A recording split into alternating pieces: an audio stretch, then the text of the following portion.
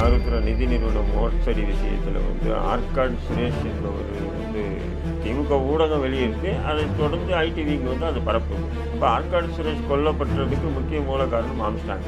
ஆற்காடு சுரேஷ் தண்ணி போட்டோன்னு ஒரு மாதிரியே பேசுவாங்க. அதேமாதிரி இரவுல ஏதோ பேசும்போது அப்படி இருக்கும்போது இப்போ இந்த கொலையும் பண்ணுங்க, உங்களுக்கு உண்டான பொருளாதாரம் தரேன்னு சொல்லும்போது பண்ணுறாங்க அவங்க. அப்போ அந்த கொலையில் இவங்க தான் ஈடுபட்டாங்கன்றது காவல்துறைக்கு எப்படி தெரியும்? 2 மணி நேரம் ரஞ்சித் பேசுறது 100 விழுக்காடு சரிதானுங்க. நீங்கள் நல்லா யோசனை பண்ணி பாருங்க.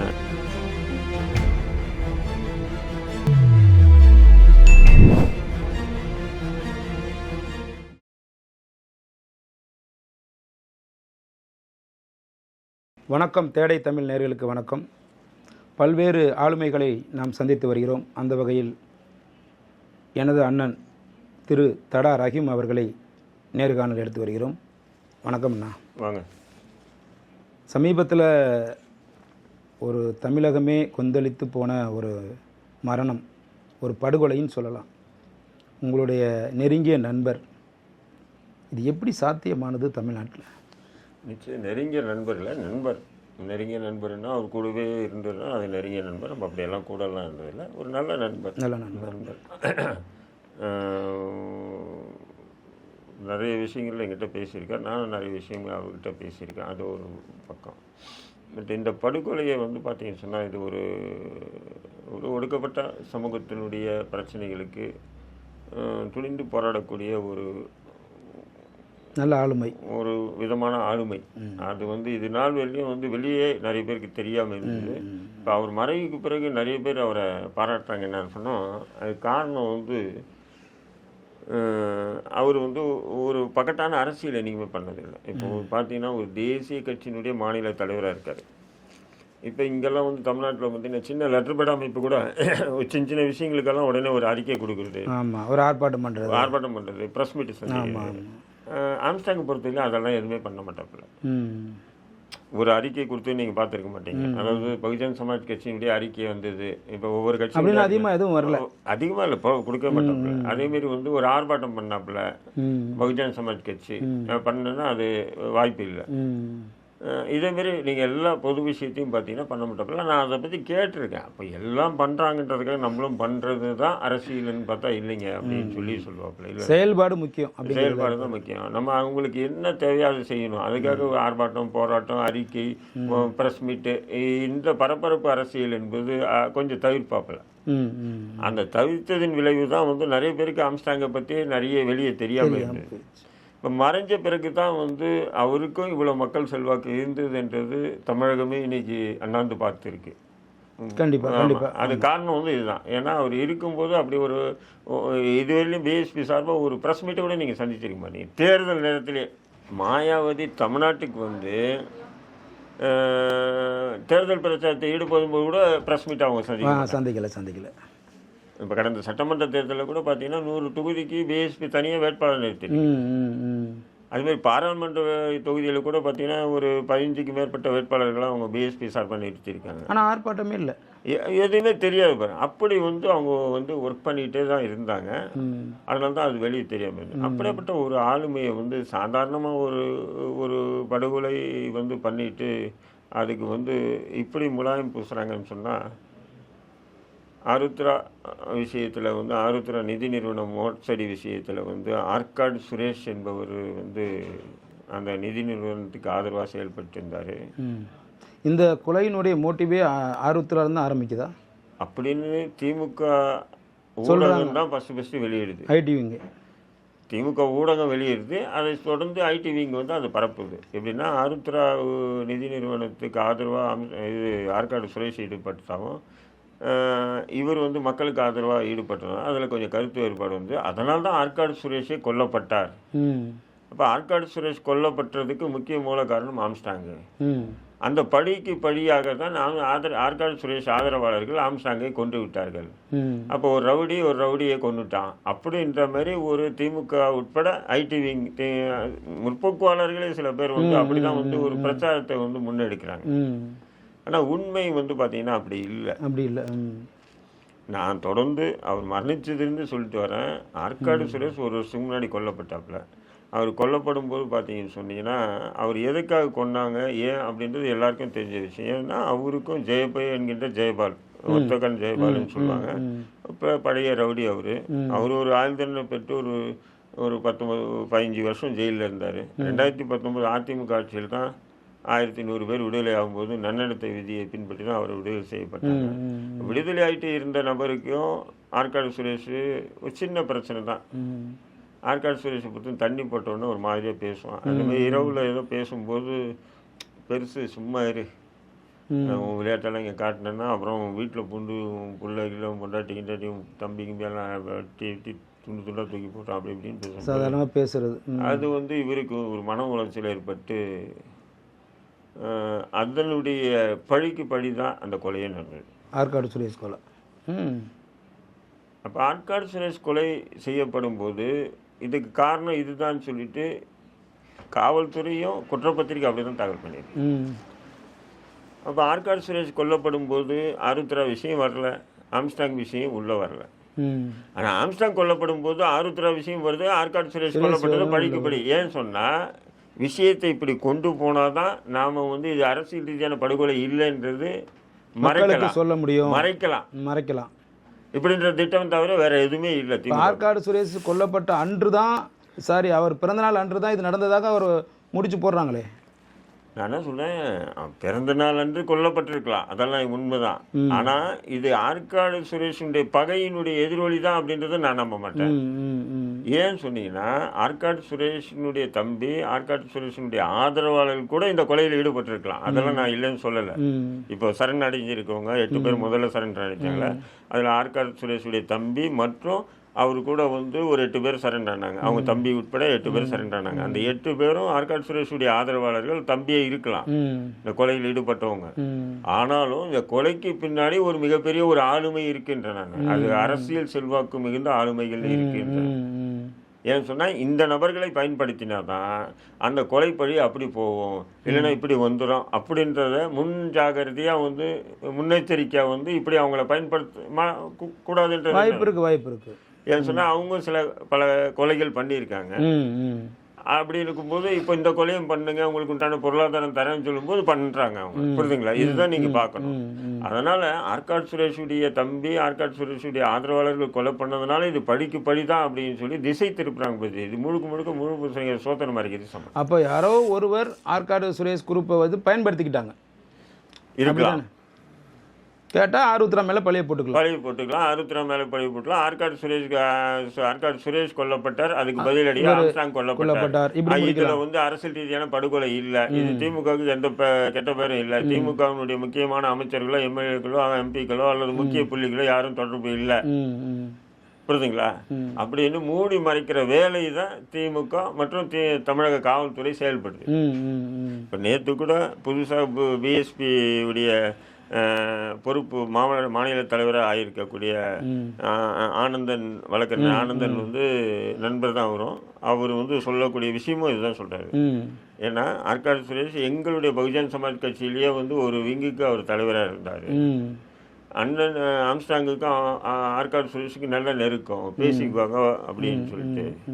அப்படி இருக்கும்போது இது வந்து ஆற்காடு சுரேஷ் தான் இதை கொலை பண்ணாருன்னு சொல்லி இந்த விஷயத்தை மூடி மறைக்க பார்க்குது காவல்துறைன்னு. நேற்று பிஎஸ்பியினுடைய மாநில தலைவர் முதல் முறையாக வந்து ப்ரெஸ் மீட்டை சந்திக்கிறார். அவர் கூட இந்த கருத்தை தான் முன்வைக்கிறார். அதனுடைய மரணம் இல்லை, இது வேற அப்படின்றாரு.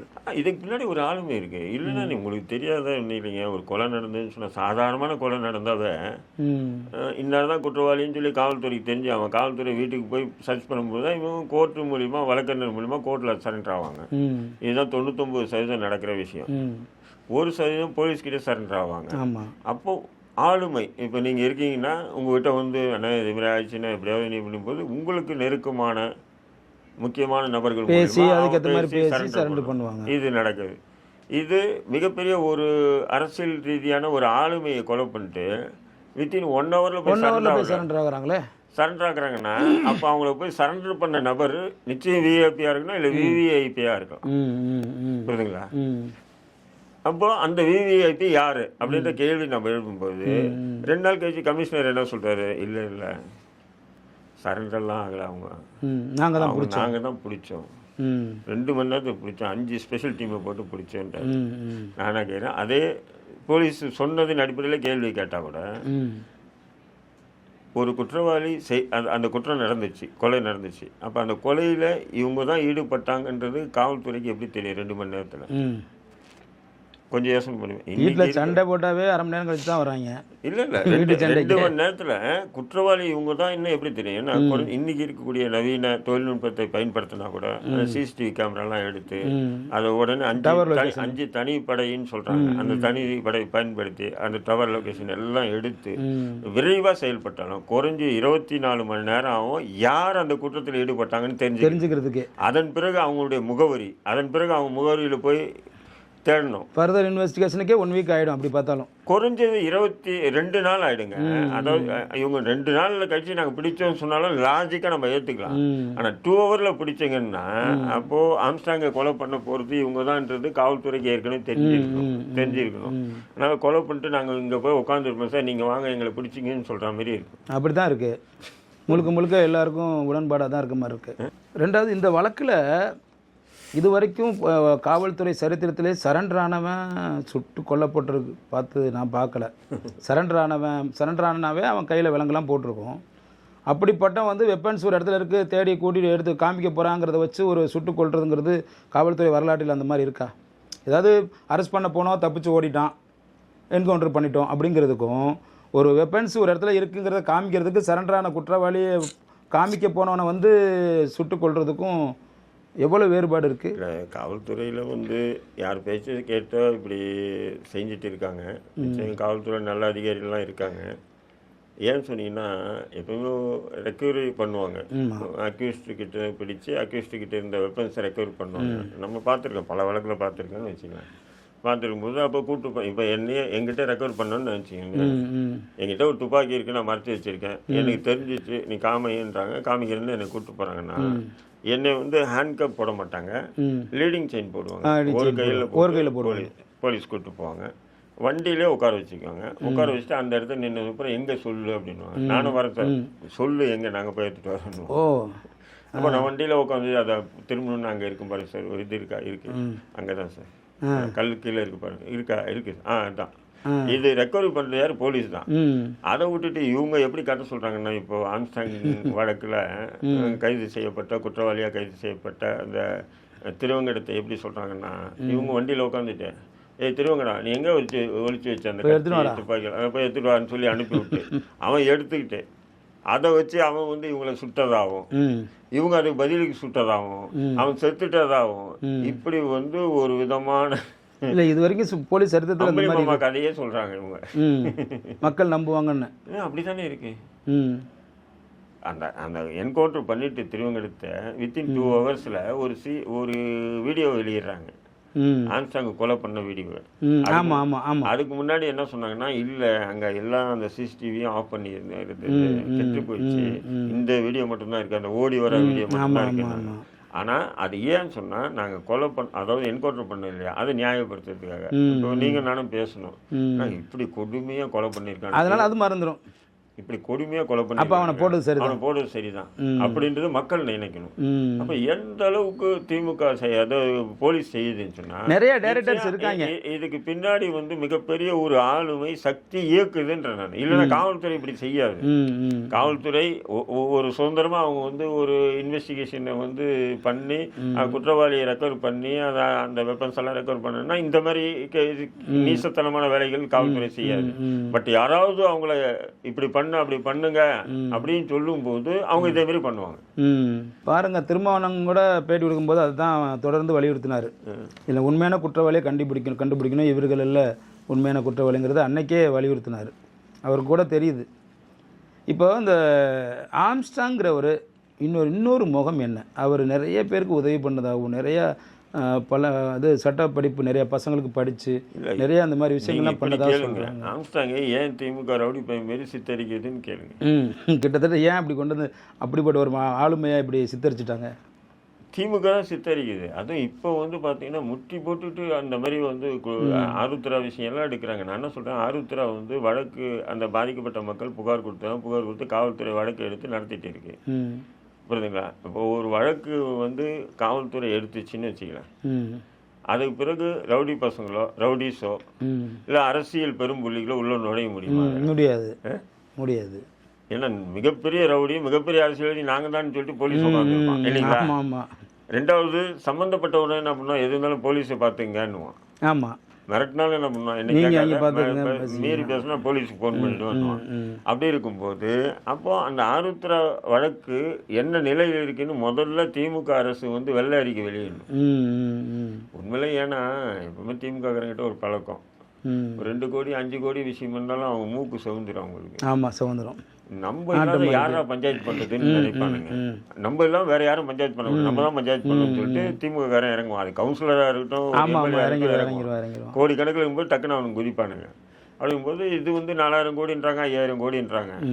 இது எதுக்கு போலீஸுக்கு விட்டுட்டு நம்ம எடுத்து செய்யலாம்னு சொல்லி மேபி அது ஒரு அமைச்சராக இருக்கலாம், அல்லது எம்பியா இருக்கலாம், எம்எல்ஏக்களாக இருக்கலாம், ஏதோ திமுகவினுடைய முக்கிய முன்னணி நபர்களாக இருக்கலாம்.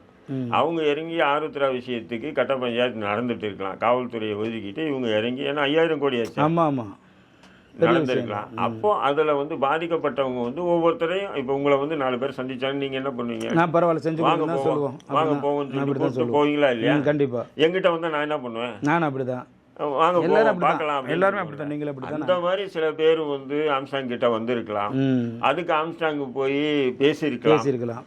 புரியுதுங்களா? அப்போ அது வந்து பொறுக்காத நபர்கள் இப்படி ஆற்காடு சுரேஷனுடைய ஆதரவாளர்கள் வச்சு இந்த கொலையை பண்ணணும் நம்ம மேல வராது. நம்ம இந்த விஷயத்தை முழுக்க முழுக்க ஆற்காடு சுரேஷுக்கும் ஆம்ஸ்டாங்க்கும் முன்பக்க காரணம்னு சொல்லி தூக்கி போட்டலாம் அப்படின்ற ஒரு திட்டமிடல் இந்த கொலையில இருக்குதுதான் பார்க்கணும். அப்போ இதுக்கு பின்னாடி ஒரு ஆளுமை இருக்கு. அந்த ஆளுமை நிச்சயமாக ஆளுங்கட்சியை சார்ந்தவர்களாக தான் இருக்குன்றது என்னுடைய கணிப்பு. இல்லைன்னு சொன்னா காவல்துறை வந்து என்னதான் நீ செல்வாக்கு மிகுந்த தலைவராக இருந்தாலும் ஏற்றுக்க மாட்டான் காவல்துறை. அவனுக்கு ஒரு ஆபத்து வருதுன்னு சொன்னா வேணாம், நமக்கு எதுக்குன்னா. ஆனால் ஆளுங்கட்சின்னும் போது அவங்க ஒன்றும் பண்ண முடியாது. இப்போ இவருடைய வளர்ச்சி எப்படி தான் இருந்தது? இந்த மாதிரி மாணவர்களை நிறைய பேரை படிக்க வச்சதா சொல்கிறாங்க, நிறைய உதவிகள் செஞ்சு ஒரு வித்தியாசமான ஒரு தலைவராக வள வந்ததாக தானே சொல்கிறாங்க. நிறைய பேருக்கு வந்து பார்த்தீங்கன்னு சொன்னால், அவங்ககிட்ட இயற்கையாக யாருன்னா போனாங்கன்னா என்ன படித்தா அப்படின்னு, +2 முடிச்சுட்டு சும்மா இருக்கேன் அப்படின்னா, ஏன்டா சும்மா இருக்கேன், LLB போடு. காலேஜ் பண்ணிட்டு சும்மா இருக்கேன், சும்மா LLB போடு. ரெண்டாவது வந்து எப்படின்னு சொன்னால், அம்பேத்கர் வந்து சட்டம் பயின்றதுனால தான் அவர் மக்களுக்காக செயல்பட்டார். அதனால் சட்டத்தை நீ தெரிஞ்சுக்கிறது மட்டும் இல்லை, சட்டத்தை நீ படித்ததுனால தான் நீ மக்களுக்காக வேலை செய்ய முடியும் அப்படின்ற ஒரு விஷயத்தை வந்து தெளிவாக வந்து நிறைய பேர் உருவாக்கியிருக்காங்க. நான் கூட ஒரு தடவை பேசும்போது சொன்னேன், என்ன அம்சாங்க நீ உருவாக்கின நபர்கள் வந்து சென்னையில் எந்த ஸ்டேஷனுக்கு போனாலும் முன்னாடி எல்லாம் ஒரு அட்வைட் வருவாங்க, இப்போல்லாம் 50-100 பேர் வரானுங்கப்பா, எல்லாம் கருப்பு பாட்டு வெள்ளைச்சட்டை போட்டுன்னு கிண்டலாக பேசியிருக்கேன், சிரிப்பாப்பில். சில நேரங்கள் அந்த அளவுக்கு உருவாக்கி வச்சிருக்குதான். அந்த நேரத்தில் இப்போ நீங்கள் பார்த்தீங்கன்னா வட சென்னை காவல் நிலையத்துக்கு முன்னாடியெல்லாம் ஒரு வழக்கறிஞர் போவார், இன்ஸ்பெக்டர்கிட்ட பேசுவார். இன்றைக்கெல்லாம் வந்து பார்த்தீங்கன்னா ஆம்ஸ்டாங் குரூப் வந்து போச்சுன்னு சொன்னால் குறைஞ்சது 20 பேர் போவாங்க ஒரு ஸ்டேஷனுக்கு. அது வந்து பெரிய விஷயம்லாம் கூட வேண்டாம், குடும்ப பஞ்சாயத்துக்கு போனாவே சரி 10-20 பேர் போவாங்க வழக்கறிஞர் போது. அந்த நிலையை உருவாக்கி வச்சிருக்காங்க. சென்னை முழுக்க வந்து பார்த்தீங்கன்னா, தமிழ்நாடு முழுக்க நான் சொல்ல மாட்டேன், ஆனால் சென்னையில் அப்படி ஒரு நிலையை வந்து உருவாக்கி வச்சிருக்காப்புல. குறைஞ்சது ஒரு 500 வழக்கறிஞர்கிட்ட அவருக்கு கூடவே இருந்தாங்க. அப்போ அப்படி ஒரு சூழலில் எப்படி ஒரு தனியாக சிங்கிளாக மாட்டி, அதுவும் குறிப்பாக அவர் நடந்த அந்த அவர் வந்து பாக்ஸரும் கூடவான், அந்தளவுக்கு எப்படி அக்யூரேட்டாக எப்படி பண்ணியிருக்க முடியுது? நம்ம சொல்லிக்கலாம். அது நம்ம அவர் அந்த இடத்துக்கு போகாமல் இருக்கணும், அந்த இடத்துக்கு எப்படி விட்டார் இவர் இவ்வளோ, அது அவர் முன்னாடி தானே, அதான் முன்னாடி தான், அதான் அது வந்து மனுஷனுடைய அது முடிவு இருக்குது, அங்கே போகணுன்னு இருக்க போயிட்டாரு, யதார்த்தம். ஆனால் அவங்க அந்த எதிர்த்தரப்பினரும் வந்து அது சாதாரணமாக நீங்கள் நினைக்காதுங்க. அவங்க பல நாளாக வந்து உழவு பார்த்துருக்காங்க, அங்கே வந்து தனியாக தான் வராப்புல, தனியாக தான் போய் நிற்கிறாப்புல, அவங்க வீடு கட்டுறாங்க, அந்த வீட்டு பார்வை காலையிலையும் மாலையிலையும் வராரு அப்படின்னு தெரிஞ்சுக்கிட்டு அந்த வீடு கட்டுறது அவர் வீடு தான் கட்டுறாங்களோ. அவருடைய பழைய வீடு அது இதுவாக இருந்தது. இப்போ வந்து இவர் ஐநாவரத்தில் ஏதோ ஒரு அப்பார்ட்மெண்ட்ஸில் இருந்துக்கிட்டு இப்போ அந்த வீடு இடித்து கட்டுறாப்புல. அதுதான் அது வந்து பல நாளாக நோட்டம் விட்டு தான் அவங்க அந்த வேலையில் இறங்கியிருக்காங்க. அவருடைய மணிக்கட்டையும் கையையும் எடுக்கிற அளவுக்கு அவர் வந்து பாக்ஸரு அந்த அளவுக்கு பிளான் பண்ணி தான் அந்த கால் கெண்டை நரம்பெல்லாம் கட் பண்ணியிருக்கிறதாலாம் சொல்கிறாங்களே. அதெல்லாம் அதை பார்க்கும்போது அப்படியே பயங்கரமாக இருக்கு. இப்படி ஒரு படு பயங்கரமான படுகொலை தான். அந்த குற்றவாளிகள்லாம் நிச்சயம் வந்து தண்டிக்கப்படுன்றது மாற்று கருத்து இல்லை. அதெல்லாம் படு பயங்கரமான படுகொலையாக தான் தெரியுது. ஒரு அரசியல் ஆளுமை பிடிச்ச ஒரு நபரை இப்படி கொலை பண்ணுறது வந்து தமிழக வரலாற்றில் பழனி பாபாவுக்கு பிறகு பழனி பாபாவுக்கு பிறகு கரெக்ட் ஆம்ஸ்டாங்காக தான் நான் பார்க்கிறேன். ஏன்னா பழனி பாபாவும் இதே மாதிரி இதே திமுக ஆட்சியில் தான். ரெண்டாவது என்னன்னா திமுக ஆட்சியில் தான் இது போன்ற படுகொலை எல்லாம் நடக்கும். ஆளுமைகள் தலைவர்கள் மிகப்பெரிய தலைவருங்க பழனி பாபாலாம். ஐயோ பழனி பாபாவுக்கு பிறகு வந்து பார்த்தீங்கன்னு சொன்னால் ஆம்ஸ்டாங்கை தான் நம்ம பார்க்குறோம். பொதுவாக இப்போ இந்த மிகப்பெரிய கொலைகளை பார்த்தீங்கன்னா நிறைய பேர் உள்ள சம்மந்தப்பட்டிருக்காங்க. ஏடிஎம்கே இருக்காங்க, பிஜேபி இருக்காங்க, திமுக இருக்காங்க. இது மிகப்பெரிய அரசியல் படுகொலையாக தான் சித்தரிக்கிறதா இல்லை எப்படின்னு? அது இல்லை நீங்கள் வந்து அந்த அஞ்சல் என்றவங்க பாஜக, அப்புறம் வந்து அருள் என்றவன் திமுக, அந்த மலர்கொடின்றவங்க அதிமுக, அப்புறம் இன்னொன்று தமாக, இப்படி இருக்கிறத வச்சு நீங்கள் அரசியல் அப்படின்றத பார்க்கக்கூடாது. இதுக்கு பின்னாடி ஒரு மிகப்பெரிய அரசியல் ஆளுமை இருக்குன்றது தான் என்னுடைய கொண்டாட்டம். புரியுதுங்களா? இது வந்து எப்படின்னு சொன்னீங்கன்னா எல்லாரும் இருப்பாங்க. அது வந்து இந்த கட்சியில் இருக்காங்க. இப்போ வந்து பாஜக அஞ்சல பாஜக இருந்ததுன்றதுக்காக நம்ம பாஜகவுக்கு பிடிக்காதுன்றதுக்காக இது பாஜகவும் தொடர்பு அப்படியெல்லாம் பேச முடியாது. புரியுதுங்களா? ஆனால் இந்த கொலையில் ஆம்ஸ்டாங் படுகொலையில் நிச்சயமாக 100 விழுக்காடு நான் அடித்து சத்தியமிட்டே சொல்லுவேன், இதில் வந்து மிகப்பெரிய ஆளுமை இருக்குது. அதனால தான் இவங்க என்ன பண்ணிட்டாங்கன்னு சொன்னால், இப்போ வந்து ஆம்ஸ்டாங் கட்சி பிஎஸ்பி கட்சிக்காரங்களும் சரி, ஆம்ஸ்டாங்குடைய மாணவர்கள் வழக்கறிஞர்களும் சரி, நிறைய பேர் இதை எப்படியாவது சிபிஐக்கு மாற்றணும்னு முயற்சி பண்ணிட்டு இருக்காங்க. ஒரு கால் வழக்கு சிபிஐக்கு மாற்றிச்சுன்னு வச்சுக்கலாம், அப்போ தெரிஞ்சிடும். ஹைகோர்ட்டில் போட்டாங்கன்னு வச்சுக்கலாம், ஹைகோர்ட் சிபிஐக்கு விசாரணைக்கு கொடுத்துட்டாங்கன்னா தமிழக அரசு ஒன்றும் பண்ண முடியாது. புரியுதுங்களா? அப்போ சிபிஐ விசாரணை பண்ணும்போது அப்போ இந்த நம்ம இப்போ மறைஞ்சிருக்கக்கூடிய ஆளுமைகள் சிபிஐ வெளியே கொண்டாந்துடும். கொண்டாந்துன்னு சொன்னால் அப்போ வந்து இவங்களுக்கு மிகப்பெரிய ஒரு பேரிழப்பாக இருக்கும். அப்போ இதுக்கு என்ன பண்ணுறது? ஒரு கால் சிபிஐக்கு போனாலும் இந்த வழக்கு நம்ம சொன்ன மாதிரி தான் முடிக்கணும்னு நினைச்சாங்கன்னா அதுக்கு ஒரே வழி என்னன்னா, முக்கிய குற்றவாளியை போட்டு தள்ளிட்டா வேலை முடிஞ்சது இல்லையா? ஓகே, அந்த பக்கம் லைன் போகாது, டெட் அண்ட் ஆக்கிடுவாங்க. அப்படியே விசாரிச்சுட்டு வர்றாங்க. இப்போ அடுத்தது யாருங்க? திருவங்கடம் ஆவியை வர வச்சு சாமியார்கள் கொண்டு வந்து அவ்வளோ பண்ண முடியாது, உண்மையை வாங்க முடியாது இல்லையா? அப்போ சிபிஐ வந்தாலும் என்ன பண்ணுவோம், அந்த 8 பேர் 10 பேர்கிட்ட விசாரிப்போம். விசாரித்து திருவங்கடம் இஸ் என்கவுண்டர் அப்படின்னு சொல்லிட்டு முடிச்சிடுவாங்க. சாப்டர் க்ளோஸ் இல்லை. திருவங்கடத்தை விசாரித்தா தான் என்னன்னு தெரியும். இன்னொன்று சொல்கிறேன், எப்போவுமே புலன் விசாரணையில் வந்து எப்படின்னு சொன்னால், இப்போ நம்ம 4-5 பேர் இருக்கோம். 5 பேர் வந்து நீங்கள் அவரை பற்றி சொல்லியிருப்பீங்க, அவரை பற்றி சொல்லியிருப்பா, அவரை பற்றி சொல்லிப்பா, அவர் என்னை பற்றி சொல்லியிருக்காருன்னு வைங்களேன். இப்போ மாற்றி விசாரிப்பாங்க. விசாரிக்கும் பொழுது அப்போ வந்து நீங்கள் அவரை பற்றி சொன்னதை விட நான் உங்களை பற்றி அதிகமாக சொல்லுவேன் அப்படின்னு கோர்த்து விட்டுறது. இல்லை, நான் சொல்லுவேன்னு வச்சுக்கலாம், பாயிண்ட் இருக்குது, ஆமாங்க சார் இவர் இப்படி அண்ணாதுரை இப்படி பண்ணா அப்படி பண்ணான்னு நான் சொல்லிடுறேன்னு வச்சுக்கலாம் உதாரணத்துக்கு. அப்போ என்ன பண்ணுவாங்கன்னா மறுபடியும் உங்களை கஸ்டடி எடுத்து தனியாக இப்போ ரஹீம் வந்து இவ்வளோ விஷயத்த உன்னை பற்றி சொல்லிக்க, நீ என்னை மறைச்சிட்டே நீ அப்படின்னு சொல்லுவாங்க. அப்படி இருக்கும்போது இப்போ வந்து நீங்கள் திருவங்கடத்தை முடிச்சிட்டீங்க, காவல்துறை முடிச்சிட்டீங்க, அவசரமாக முடிச்சிட்டீங்க. இப்போ வந்து அதன் பிறகு வந்து பார்த்தீங்கன்னு சொன்னால் 5 பேரை கைது பண்ணியிருக்காங்க. அஞ்சலை, மலர்கொடி, அப்புறம் வந்து அருள், அப்புறம் ஒரு 5 பேரை கைது பண்ணியிருக்காங்க இல்லையா? இப்போ இந்த 5 பேர் இன்வெஸ்டிகேஷனில் திருவங்கடம் பற்றி என்ன சொல்லியிருக்காங்கன்னு என்ன தெரியும்? இந்த இப்போ ஏற்கனவே நீங்கள் சொன்னதின் அடிப்படையில் இவ்வளோ இப்போ 5 பேர் இவங்க எக்ஸ்ட்ரா சொன்னாங்கன்னா தெரியாதுல்ல, எல்லாத்தையும் திருவேங்கடத்து மேலே போட்டுடலாம்ல. இப்போ திருவேங்கடத்து மேலே சொல்லிட்டு அவங்க தப்பிக்கிறதுக்கு வாய்ப்பு இருக்கா இல்லையா? அப்போ எந்த ஒரு வழக்கையுமே விசாரணை நிலையில் இருக்கும்போது இப்படி என்கவுண்டர் பண்ணாது போலீஸ். ஆனால் இந்த வழக்கில் விசாரணை ஆரம்ப நிலையிலே என்கவுண்டர் பண்ணுது. அப்போ இதில் தான் சந்தேகம் அதிகமாக. அப்போ திருவேங்கடத்துக்கு தான் விஷயமே இருந்திருக்கு. அவங்களே போலீஸாக தானே சொல்லுது, திருவங்கடம் தான் மெயின் அக்யூஸ்டுன்றாங்க, மெயின் சஸ்பெக்ட் அப்படின்றாங்க. போலீஸ் பாஷையில் சொல்லுவாங்க, இட்ஸ் இம்பார்ட்டன்ட் மெயின் சஸ்பெக்ட் அப்படின்றாங்க. அப்போ அதோட முடிஞ்சு போயிடுது அந்த நிலை. அப்போ அவன் இருந்தால் தான் இப்போ இந்த 5 பேர் விசாரித்தாங்கல்ல, அப்போ திருமங்கலம் பற்றி அவங்க என்ன சொன்னாங்கன்னா, இப்போ திருமங்கலம் உயிரோடு இருந்தானா அவனை விசாரிக்கலாம். இப்போ மற்றவங்களாம் என்ன சொல்லுவாங்கன்னா, இல்லைங்க திருவேங்கடம் சொல்லி செஞ்சாங்க, திருவேங்கடம் தான் தெரியும், எல்லாருமே அவர் சொல்லும் போது எங்கே விசாரிக்கிறது? அவ்வளோதான். இப்போ திருவேங்கடத்தை போய் விசாரித்தா தான் யாருன்றது தெரியும். அப்போது இவங்க விசாரித்து ஏதோ ஆளுமைகள் இதில் தொடர்பு இருக்கிறதுனால இதை கதையை இதோட முடிப்புன்னு முடிச்சிட்டா மாதிரி தான் தெரியுது.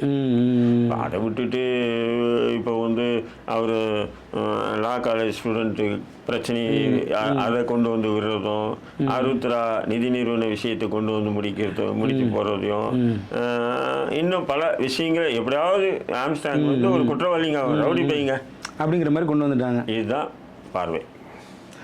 இப்போ இது ரிவெஞ்சாக பிற்காலத்தில் மாறுமா? இப்போது இப்போ இவருடைய ஆம்ஸ்டாங்குடைய ஆட்கள் வந்து பிற்காலத்தில் இதுக்கு பழி தீர்க்கிற மாதிரியான ஒரு ரிவெஞ்ச் இங்கே பிற்காலங்களில் மாறுறதுக்கு வாய்ப்பு இருக்கா? இல்லை, அவருடைய மாணவர்கள் நிறைய பேர் இருக்காங்க. அந்த மாணவர்களில் வந்து அறிவாயுதத்தை தூக்கி எப்படியாவது குற்றவாளிகளுக்கு கடுமையான தண்டனை வாங்கி கொடுக்கணும்னு போராடுவாங்களா, அறிவாயுதத்தை ஒதுக்கி வச்சுட்டு ஆயுதத்தை தூக்குவாங்களான்றது வருங்காலம் தான் பதில் சொல்லணும். நம்ம பதில் சொல்ல முடியும். எந்த அளவுக்கு போகும்னு தெரியல. இப்போது சினிமாக்காரங்கெல்லாம் உள்ளே வந்துட்டு இப்போ நம்ம ரஞ்சித் போன்றவர்கள்லாம் வந்து நிறையா குரல் கொடுக்குறாங்க. நாங்கள் வந்து ஒடுக்கப்பட்ட மக்களுங்கிறதுனால எங்களை வந்து அரசாங்கம் கைவிட்டுருச்சு, நாங்கள் இன்னுமே ஓட்டளிக்க மாட்டோம், நாங்கள் இனிமே தனி அணியாக திரளுவோம், திமுக எங்களுக்கு துரோகம் பண்ணிருச்சுங்கிற மாதிரியா நிறையா அந்த மாதிரி பேசியிருக்காரு ரஞ்சித் போன்ற. ரஞ்சித் பேசுறது 100 விழுக்காடு சரிதானுங்க. நீங்கள் நல்லா யோசனை பண்ணி பாருங்கள், ரஞ்சித் என்ன தவறாக பேசுகிறப்பில்ல. ஏன்னா ஆம்ஸ்டாங் விஷயத்திலேயே வந்து பாஜகக்காரன் கொஞ்சம் ஆரம்பிச்சானுங்க ரவுடி பையன்ற மாதிரி, அதை விட நீங்கள் ஏறி அடிக்கிறீங்களப்பா திமுக ஐடிவிங்க. அப்போ நீங்கள் யார்? அப்போ என்ன காரணம்? அவர் ஒடுக்கப்பட்ட சமூகத்தினுடைய ஒரு ஆளுமைன்றதுக்காக தான் நீங்கள், அதுவும் திமுக ஆதரிக்காத ஒரு ஆளுமைன்றதுக்காக தான் நீங்கள் ஏறி அடிக்கிறீங்க. ஒரு குற்றவாளி மாரி நீங்கள் சித்தரிக்கிறீங்க தமிழ் சமூகத்தில் அப்படின்ற விஷயத்தை தான் ரஞ்சித் சொல்கிறாப்புல. வேற என்ன சொல்கிறாப்புல ரஞ்சித் சொல்கிறது என்ன தவறு இருக்குது? இப்போ நம்மளும் அதான் பேசுகிறோம். எங்களை ஒதுக்கப்பட்ட மாதிரி ஆக்கிட்டீங்க அப்படிங்கிற மாதிரி. இப்போ அதுதாங்க. அப்போ அரசாங்கம் அந்த மாதிரி செயல்படுதோ, பிற்படுத்தப்பட்ட மக்களுக்கு பாதுகாப்பற்ற தன்மையை உருவாக்குதோ? திமுகவை பொறுத்தவரையிலும் எதிர்கட்சியாக இருந்ததுன்னா தாழ்த்தப்பட்ட பிற்படுத்தப்பட்ட சிறுபான்மை மக்களுக்கு மிகப்பெரிய ஒரு பாதுகாப்பாக அரணாக இருக்கும். எதிர்கட்சியாக இருக்கிறது இல்லையா? ஆளுங்கட்சியாக எப்போ மாறுதோ திமுக, அந்த பிற்படுத்தப்பட்ட தாழ்த்தப்பட்ட சிறுபான்மை மக்களுக்கு எதிராக செயல்படும் திமுகவினுடைய. இது என்னுடைய அரசியலாசன் பழனி பாபா அடிக்கடி சொல்லக்கூடிய வாக்கியம். திமுகவை எக்காரணம் கொண்டு ஆளுங்கட்சியாக ஆக்காதீங்க, ஆளுங்கட்சியாக ஆக்குனீங்கன்னு சொன்னால் மக்கள் விரோதத்தில் முதன்மையாக இருக்கும். எதிர்கட்சியாக இருந்தேன்னா காலத்துக்கு மக்களுக்கு ஆதரவாக செயல்படும், பாதுகாப்பாக இருக்கும். இப்போ இது போன்ற ஒரு பெரிய சம்பவம் தென் மாநிலங்களில் ஜாதிய ரீதியாக நடந்திருந்தா இது எவ்வளோ பெரிய பிரச்சனையாக ஏற்பட்டிருக்கும்? மிகப்பெரிய வன்முறையாக இருக்குல்ல. இப்போ சென்னைன்றதுனால அந்த ஒரு சாதி ரீதியான வன்முறை இல்லை. அது கொண்டவங்க வேறு ஜாதி, கொல்லப்பட்டவங்க வேறு ஜாதியாக இருந்தாலும் அது சாதியாக பார்க்கல, அரசியல் படுகொலையாக தான் இன்ன வரையும் பார்த்துட்டு வருவோம். நீங்களாக இருக்கட்டும், நானாக இருக்கட்டும், உண்மையில் அது அப்படித்தான் நம்ம நினைக்கிறோம். இதே வந்து பார்த்தீங்கன்னு சொன்னால் இப்போ சமீபத்தில் கொல்லப்பட்ட தீபக் ராஜா விஷயத்தில் அப்படி பார்க்கல. சாதிய ஒரு படுகொலையாக தானே பார்த்துட்டாங்க. அப்படித்தான் பார்த்தாங்க. அதுதான் நம்ம இதில் வந்து நீங்கள் வந்து சென்னையை வந்து நீங்கள் மெச்சி போகணும். ஏன்னா சென்னையில் வந்து சாதிய பாகுபாடு இல்லை. அதனால தான் வந்து ஆம்ஸ்டாங் வழக்கு வந்து சாதிய படுகொலையாக இன்ன வரையும் யாரும் பார்க்கல. இப்போ பிற்படுத்தப்பட்ட மக்களினுடைய நிலை தான் என்ன? இதன் மூலமாக அரசாங்கம் என்ன தான் சொல்ல வருது? இவங்களுடைய வாழ்வாதாரம், இவங்களுடைய நிலைப்பாடு, இவங்களுடைய பாதுகாப்பு, இவங்களுடைய தொழில். ஆம்ஸ்டாங் ஒரு வீடியோவில் பேசியிருக்காரு பிற்படுத்தப்பட்ட தாழ்த்தப்பட்ட மக்களை பற்றி. சமூக நீதின்னு சொல்லி திராவிட கட்சிகள் பேசுகிறாங்க. 35-40 வருஷமாக வந்து இந்த சமூக நீதி ஆளர்கள் தான் ஆண்டுட்டு இருக்காங்க தமிழ்நாட்டில். இந்த 35-40 வருஷத்தில் ஒரு முறை கூட ஒரு தலித்த முதல்வர் ஆக்கலையே அப்படின்னு சொல்லி அவர் பேசின வீடியோக்கள் வந்துருக்கு இல்லையா? நிறைய பேசியிருக்காரு, நல்லா ஜாலியாக இருந்து. இல்லை அந்த விஷயம்லாம் வந்து அது திராவிட கட்சிகளுக்கு மிகப்பெரிய ஒரு பின்னடைவாக தானே இருக்கும். புரியுதுங்களா? ஏன்னா நான் சொந்த கருத்து உண்மை தானேங்க. திராவிடம் என்பது சமூக நீதின்றது தானே. அந்த சமூக நீதியிலே தலித்துகள் வரலையே என்னன்னு கேட்குறாரு. ஆமாம், கரெக்டாக தானே கேட்குறாரு. ஏன்னா பெரும்பான்மை சமூகமாச்சு தலித் இருக்கு, அந்த தலித்து வரலையே. அதே நேரத்தில் பாட்டாளி மக்கள் கட்சி நாங்கள் ஆட்சிக்கு வந்தால் ஒரு தலித்த முதல்வராக்கணும் ராமதாஸ் சொன்னதை கூட நீங்கள் சொல்லலையேன்றாரு. ஆரிய பிராமண கூட்டம் தான் வந்து தலித்துகளையும் வன்னியர்களையும் பிரித்தாளுது வட மாவட்டங்களில். 2 சமூகம் தான் இன்றைக்கி மெஜாரிட்டியான சமூகம். 2 சமூகம் ஒன்றிணைஞ்சான்னு சொன்னால் அவங்க தான் ஆள முடியும். வட மாவட்டத்தை பொறுத்த இல்லையா? அப்படிங்கும்போது இந்த 2 சமூகத்துக்குள்ள தலித்துக்கு எதிரி யாருன்னா வன்னியருக்கு எதிரி யாருன்னா தலித்து அப்படின்ற மாதிரி ஒரு கட்டமைப்பு உருவாக்கி வச்சுருக்காங்கல்ல. அதுக்கு தெரிஞ்சே தெரியாமல் திராவிட கட்சிகளும் அதுக்கு துணை போயிருக்காங்க இல்லையா? அப்படின்ற கருத்துக்களை நிறைய பதிவு பண்ணிகிட்டே வந்திருக்காங்க. இப்போ காவல்துறை முழுக்க முதலமைச்சரினுடைய கட்டுப்பாட்டில் இருக்குது. அப்போ முதலமைச்சருக்கே தெரியாமல் இவ்வளோ விஷயங்கள் நடந்திருக்குமா? இவ்வளோ பெரிய ஆளுமை வெட்டி சரிக்கப்பட்டிருக்குன்னா முதலமைச்சருக்கு தெரியாமல் இருந்திருக்குமா, இல்லை மறைக்கப்பட்டு தெரியல? காவல்துறைக்கே தெரியல, முதலமைச்சருக்கு தெரியலன்னு சொன்னால் இன்டெலிஜென்ஸ் ஃபெயிலியராக தான் நம்ம பார்க்க முடியும். இப்போ உளவுத்துறை ஃபெயிலியர் நம்ம அப்படி தான் பார்க்க முடியும்.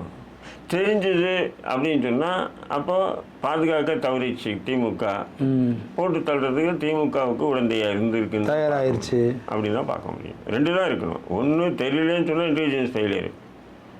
ஏன்னா இன்டெலிஜென்ஸ் உங்களுக்கு தெரியும் நல்லாவே. எந்த அளவுக்குன்னு சொன்னால் இப்போ நான் இங்கே உட்காந்து பேசுறது முதல் கூட அவங்களுக்கு தெரியும். இங்கே ஏன்னா நம்ம அந்த சமூக ரீதியான பணியில் இருக்கிறதுனால டவரை செக் பண்ணிகிட்டே இருப்பாங்க எல்லாமே. இப்போ நீங்கள் எங்கே இருக்கீங்க போது சமூக ரீதியான பணி செய்யக்கூடிய அத்தனை பேரையும் வாட்ச் பண்ணக்கூடியது தான் இன்டெலிஜென்ஸ். சாதாரணமாக ஏதோ பண்ணுறதில்ல. அப்படி இருக்கும்போது ஒரு அரசியல் ஆளுமையாக திகழக்கூடிய ஒரு நபரை அவங்க சாதாரணமாக அவங்களுக்கு எல்லாம் தெரியாது, வாய்ப்பு இல்லை அப்படின்னு சொல்ல முடியாது இல்லையா?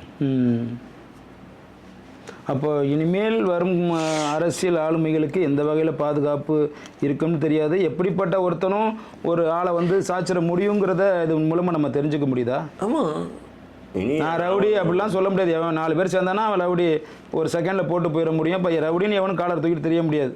இவனும் ஒரு சமூக செயல்பாட்டாளராகவோ இல்லை சின்ன சின்ன தலைவர்கள் உருவாக்குறதுங்கிறது எப்போ வேணாலும் தடுக்கப்படலாம். அதாவது இன்னைக்கு இருக்கக்கூடிய இந்த திமுக போன்ற கார்பரேட் கம்பெனிகளை எதிர்த்து யார் குரல் கொடுத்தாலும் அவங்க உயிருக்கு அச்சுறுத்தல் தான் இருக்கணும். இப்போ சவுக்கு சங்கரே எடுத்துங்க, இப்படி பண்ணாங்க, பொய் கேஸுன்னு தமிழகத்துக்கே தெரியும்.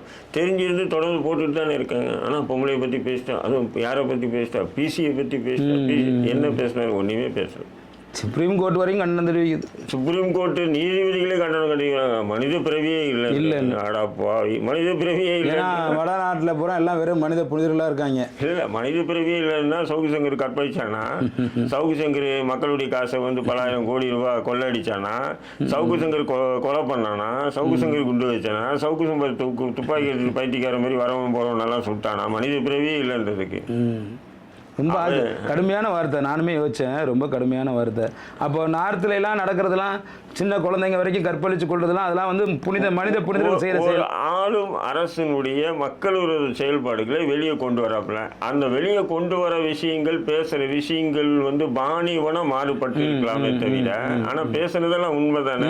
அவர் பேசுனது 60% உண்மையாக இருக்கு, 40% பொய்யா இருக்கட்டும். இல்லை 40% உண்மையாக இருந்து 60% பொய்யா இருக்கட்டும். அந்த 40% அந்த நாட்டுக்கு இந்த மக்களுக்கு நன்மை தானே.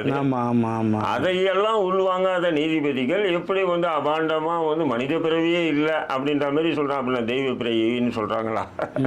இன்னைக்கு அப்படிப்பட்ட காவல்துறை தான் இன்னைக்கு தமிழ்நாடு கமிஷனராகவும் ஆக்கி வச்சிருக்காங்க. இன்னொரு கொடுமை என்ன தெரியுமா? நீங்க நல்லா யோசனை பண்ணோம். இந்த ஆம்ஸ்ட்ராங் படுகொலையை தடுக்க தவறிய கமிஷனரை மாத்திட்டாங்க.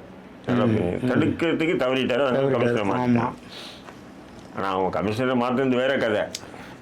தடுக்க தவறிய கமிஷனர். சரி, அந்த தடுக்கிற தவறிய விஷயத்துல கமிஷனர் மட்டும்தான் காரணமா? மற்றவங்க யாரும் இல்லையா? டிஜிபி காரணம் இல்லையா? அந்த நேரத்துல ஏடிஜிபி சட்டம் ஒழுங்கா இருந்த இதே அதுவும் காரணமா இல்லையா? உளவுத்துறை இல்லை, இதே சட்டம் ஒழுங்கு. யாரு இப்ப கமிஷனர் இருக்காரு, அவரு யாரு? அவர் ஏதோ ஒரு ஒதுக்குப்புற போஸ்டிங்ல இல்ல. சட்டம் ஒழுங்கு ஏடிஜிபி தமிழ்நாடு முழுக்க இருந்திருக்காருன்னா ஆம்ஸ்ட்ராங் படுகொலையை தடுக்க தவறிய கமிஷனருக்கு எவ்வளவு பங்களிப்பு இருக்கோ அதே பங்களிப்பு ஏடிஜிபி அருணுக்கு இருக்கு, டிஜிபிக்கு இருக்கு. இருக்கா இல்லைங்களா? எந்த அளவுக்கு காதல பூ சுத்துறாங்க பாருங்க அவங்க. ஒருவேளை ஏடிஜிபி இந்த அஜெண்டாவை செஞ்சு முடிச்சதுனால அவருக்கு என்ன கமிஷனர் பட்டத்தை கொடுத்துட்டாங்களோ? நீங்க சொன்னது மாதிரி அவங்களுக்கு அந்த பங்கு இருக்கும்போது அவங்களே தானே தூக்கி இருக்கணும். எப்படின்னு சொன்னா இந்த நேரத்தில் ஒரே ஒரு நினைவு வருது. துருக்கிய பழமொழி, மரத்தை வெட்டும் போது மரம் சொல்லுமா, ஏய் அமைதியா இருங்க, நம்பால் ஏதோ நன்மை இருக்கும், அதனால நம்மளை வெட்டுறாங்க. ஏன்னா கோடாரியுடைய பிடி மரம் தானே. ஆமாம், இது துருக்கிய பழமொழி. அதே மாதிரி தான் திமுக எப்பவுமே ஒரு ஒடுக்கப்பட்டவனை வச்சு தான் இன்னொரு ஒடுக்கப்பட்ட சமூகத்தை அழிக்கும். ஒரு சிறுபான்மையை வச்சு தான் இன்னொரு சிறுபான்மையை ஒழிக்கும். ராமதாஸ் வந்து திமுக விமர்சனம் பண்ணார்னா திமுகலேருந்து துரைமுருகனோ அல்லது எம்ஆர்கே பன்னீர்செல்வம் தான் பதில் கொடுப்பாரு. நீங்கள் வேணால் பார்க்கலாம், முதலமைச்சர் கொடுக்க மாட்டாரு.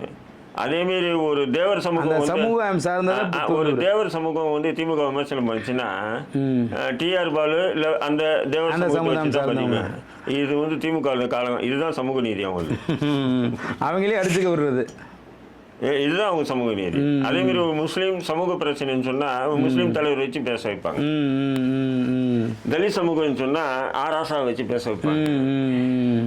அப்பா திமுக மாதிரி ஒரு பாஜகவின் மறுபக்கங்க. பாஜக பிச்சை வாங்கணும் இல்லை, ஒரு ஞானத்தின் ரெண்டு பக்கங்கன்னுவாங்கல்ல. பாஜக ஒரு விதமான பாசிசம், இவங்க ஒரு விதமான பாசிசம். என்னுடைய பார்வையில் நான் பார்த்த வரையிலையும் சொல்கிறேன். அதில் வந்து இவங்க தலையாக இருப்பாங்க, பிஜேபி பூவாக இருக்கும், அவ்வளோதான். ரொம்ப நன்றிண்ணே, ரொம்ப நேரம் நீங்கள் பேசுனதுக்கு. மீண்டும் எங்களுடைய 3ஆம் கண் தொலைக்காட்சி வாயிலாக இணைஞ்சதுக்கு ரொம்ப நன்றி அண்ணா.